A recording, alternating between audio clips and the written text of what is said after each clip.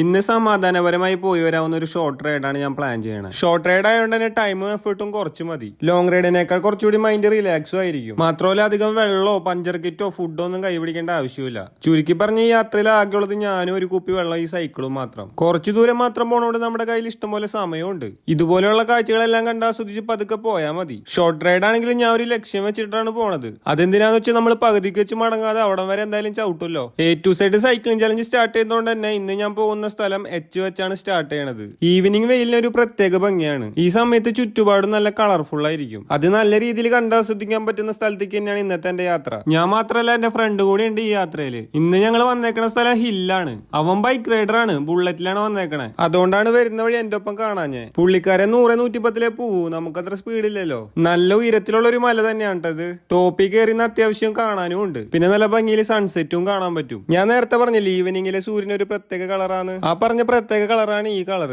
ആകാശത്തിന് മാത്രല്ല ചുറ്റുപാടിനും ഈ കളർ ഒരു പ്രത്യേക ഭംഗിയാണ് കൊടുക്കണേ. റൈഡർ ചായയും കൊണ്ടാ വന്നത്. ചായക്കടേക്കാൾ ഇവിടെ ഇരുന്ന് കുടിക്കുമ്പോൾ ചായക്ക് ടേസ്റ്റ് കൂടും അത്ര.